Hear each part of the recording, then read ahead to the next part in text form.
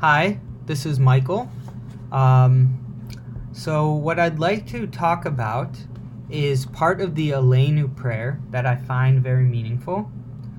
About halfway through the Aleinu prayer, there's a part that says, Al Kain nekaveh lecha Adonai Eloheinu lirot mehera b'tiferet uzecha laha'avir gilulim min haaretz v'ha'elilim karot yikaretun letakein olam b'malchut shaddai v'chol b'nei vasar yikra'u bishmecha lahafnot elecha kol rishei aretz. So, I'll translate it. Al kain nikaveh lecha Adonai Eloheinu. Therefore we wait expectantly, or we hope in you, Adonai our God, lirot mehera b'tiferet uzecha, to see quickly, speedily, imminently, in the beauty of your strength, laha'avir giluli min haaretz, to transfer, to cause to cross over, to transfer idols from the land, v'ha'elilim karot yikaretun, and false gods to be completely cut off, letakein olam b'malchut shaddai, to perfect the world in the kingdom of the Almighty, v'chol b'nei vasar yikra'u vishmecha, and all the children of flesh, all living things, will proclaim your name. And now the last line is the line that I really, really think is so wonderful that I want to focus on, which is lahafnot elecha kol rishei aretz, to turn or to direct to you all the wicked of the land. So what does this line mean, and what does it imply? Lahafnot elecha kol rishei aretz, to turn or to direct to you all the wicked of the land. So we're praying in the Aleinu that God directs, that God turns all the wicked of the earth back to God. And what this demonstrates is a number of things. One, first of all, it demonstrates the compassion of our tradition, that we are praying not for the destruction of wicked people, but for the redemption, for the tshuva, for the turning of the wicked to God. And this implies and this teaches that redemption is always possible, even for people who have done perhaps terrible things, who might be considered wicked. And redemption is possible always, and that we can pray that God turns them back to God. And also, no one is fully, or very, very few people probably, are fully, can say that they're not don't have any Rasha wickedness at all. We're almost virtually every person on this planet, when in some way, shape, or form is implicated in systems or forms of oppression or wickedness that they partake in, many people, and very few can be outside of that. Everyone has some Rasha wickedness. So when we pray that God turns all the wicked of the earth to God, we're also praying for ourselves, that whatever wickedness is inside of us, that God heals us of it, and that God turns us to God.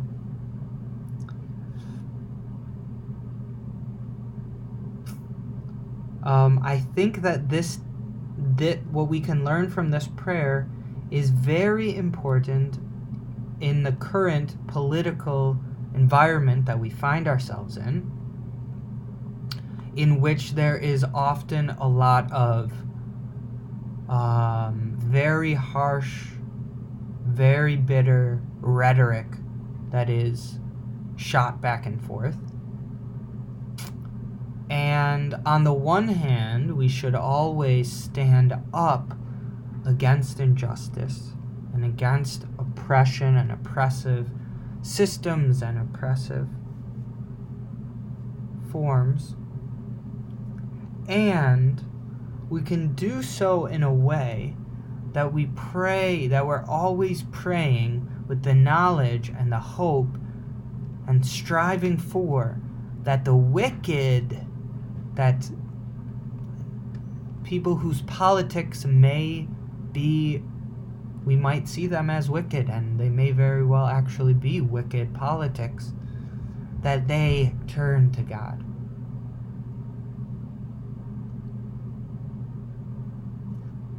So we pray for them.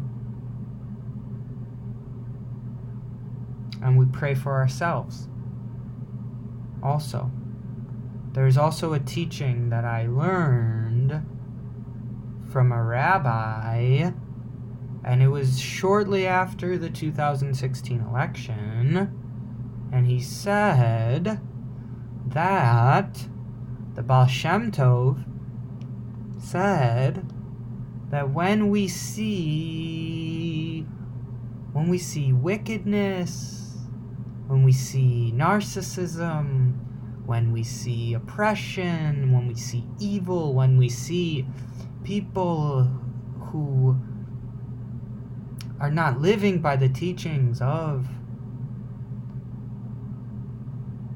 serving what is holy and who oppress the downtrodden, when we see that, we can take it as an opportunity to look inside and to try to correct any wickedness that's within us. So when we see wicked politicians who scapegoat immigrants, who scapegoat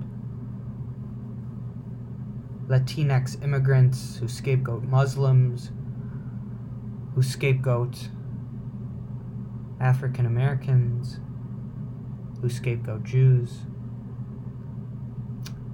When we see politicians doing this, we can take it as an opportunity as we fight and struggle for a better world. We can take this as an opportunity to ask God, whatever Rasha is in us, whatever wickedness is in us, please God, help us turn back to you. And whatever Rasha, whatever Rishe, wicked people or wickedness is out in the world, God, please turn it to you. We know that you can turn it to you. That's the other thing. This is the Tiferet Uzecha, the beauty or the glory or the splendor of your strength or of your might. This is the beauty of your strength, that you can turn the wicked to you. Wow. You know, if you think it's strong to destroy, if we think it is that strength looks like destruction and violence.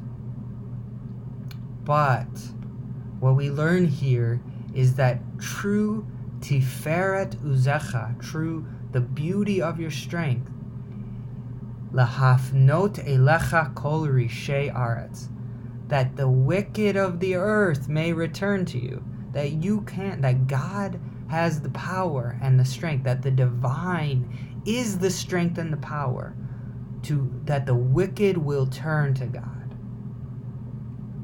This is such a powerful teaching, and thank you for listening.